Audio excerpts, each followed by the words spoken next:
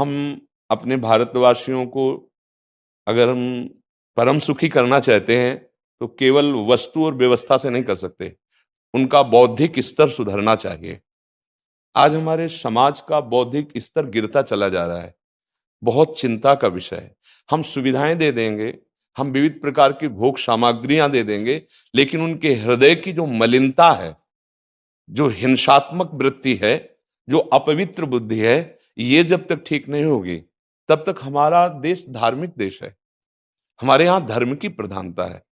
तो इसी बात को बार बार हम सबसे निवेदन करते हैं कि ये जो हमारी नई पीढ़ी है, इसी से हमारे राष्ट्र की रक्षा करने वाले प्रकट होते हैं।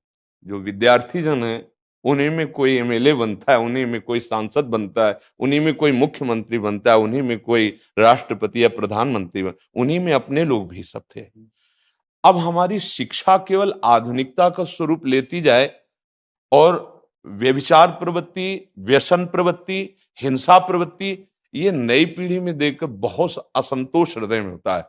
इसीलिए कितनी भी शरीर में पीड़ा हो, हम प्रयास करते हैं जितने से जितने सामने हमारे भगवत स्वरूप जन आते हैं, पहले बुद्धि शुद्ध होनी चाहिए। मय्ये वो मन आदत्स्व मयि बुद्धिम निवेश है, तो निवशिष्यति मय्ये व अत ऊर्ध्वम न संशया, तू मेरे में ही निवास करेगा, अर्थात भगवदानंद में। अविनाशी जीव कभी भोग विलास में तृप्त हो ही नहीं सकता।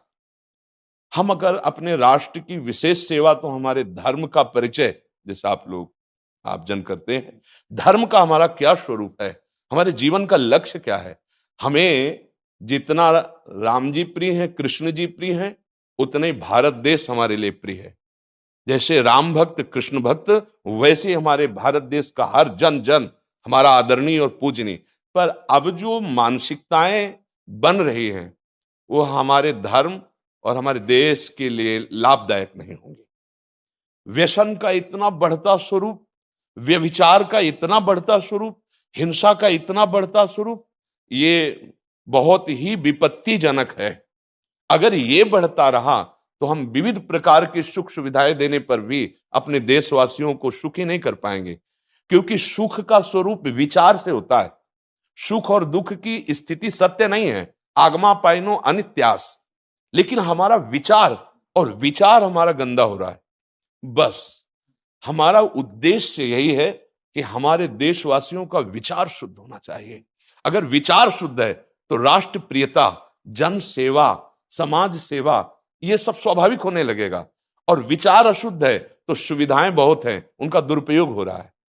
तो बस आप सबसे बड़े बड़े जो उपदेष्टा जन हैं, जो बड़े बड़े धर्म की रक्षा के लिए भगवान ने जिनको भेजा है, उन सब से यही प्रार्थना है कि सब व्यवस्था करते हुए हमारे देशवासियों की बुद्धि अध्यात्म को समझे।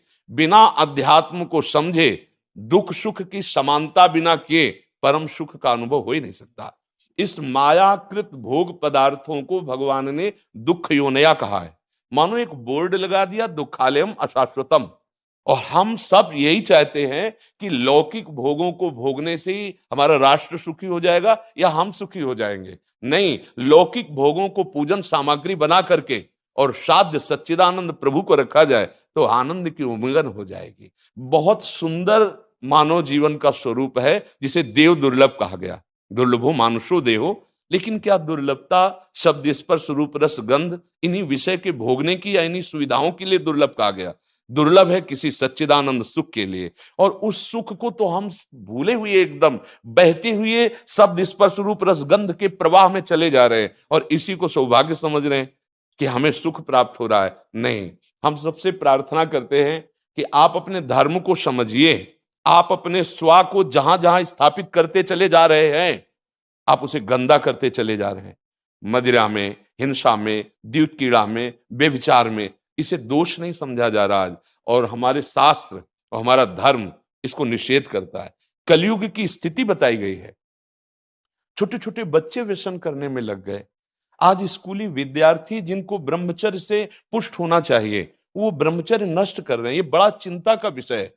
हमारे देश के लिए जो जवान चाहिए, हमारे देश के लिए जो भक्ति चाहिए, उसमें बुद्धि और शरीर बल दोनों होना चाहिए। शरीर बल क्षीण हो रहा है क्योंकि व्यभिचार प्रवृत्ति में बहुत कमजोर अवस्था में, जैसे गेहूं की फसल है और गलेथ में काट ली जाए तो न दाना मिलेगा न सही भूस मिलेगा। ऐसे ही 20 वर्ष की अवस्था तक यदि ब्रह्मचर्य नष्ट कर दिया जाए तो वो गृहस्थ के योग्य में नहीं रह सकता। राष्ट्र सेवा की क्या बात है। हमारे राष्ट्र सेवा के लिए बहुत विशाल हृदय की आवश्यकता है। हमारे शरीर को बहुत स्वस्थ रखने की आवश्यकता है, तभी हम समाज सेवा, राष्ट्र सेवा। तो शरीर और बुद्धि दोनों का स्वस्थ होना बहुत आवश्यक है। तो शरीर को तो नष्ट किया जा रहा है विषय भोगों में। लोग समझने लगे हैं कि मांस खाने से हमारा स्वास्थ्य अच्छा रहेगा, हम बलवान बनेंगे। अध्यात्म बल नहीं तो तेरे शरीर की चर्बी बढ़ा ले, लेकिन तू न काम पर विजय प्राप्त कर सकता, न क्रोध पर, न लोभ पर, न मोह पर, न हिंसा पर। फिर क्या जीवन। तो इसीलिए हमारा बार बार हृदय में सबसे प्रार्थना है, जिस संत भगवान भी आते हैं, कि देखो इस समय आवश्यकता विचार शुद्ध करने की है, आहार शुद्ध करने की है, आचरण शुद्ध करने की है। हमारे देश ने चरित्र की पूजा की है। रावण किसी बात में कम नहीं था। आज भी कोई शिव अगर अभिषेक होता है तो तांडव स्तोत्र उसी का गाया जाता है। जटाटवी गलत ज्वल प्रभा पावित स्थले। ऐसा विद्वान और ऐसा बलवान जो 20 बार जैसे झूला आराध्य देव को झुलाया जाए, ऐसे महादेव सहित पार्वती को बाजुओं पे झुलाया, वो महाबली चरित्रहीन हो गया तो अपने देशवासियों ने राक्षस कह दिया उसको। चरित्र, आज हम चरित्र पर ध्यान ही नहीं दे रहे। चरित्र बेचना मतलब कोई समझ में नहीं आ रहा। छोटे छोटे बच्चे चरित्रहीन हो रहे हैं। हमारा राष्ट्र संकट में पड़ जाएगा अगर हमारे बच्चे व्यवस्थित नहीं हुए, उनकी बुद्धि शुद्ध नहीं हुई, उनका स्वास्थ्य ठीक नहीं रहा। कौन आगे चल कर के है? यही पीढ़ी तो है ना। इन्हीं में से तो निकलते हैं हमारे राष्ट्र भक्त, भगवत भक्त, देश सेवी। तो सबसे यही प्रार्थना है कि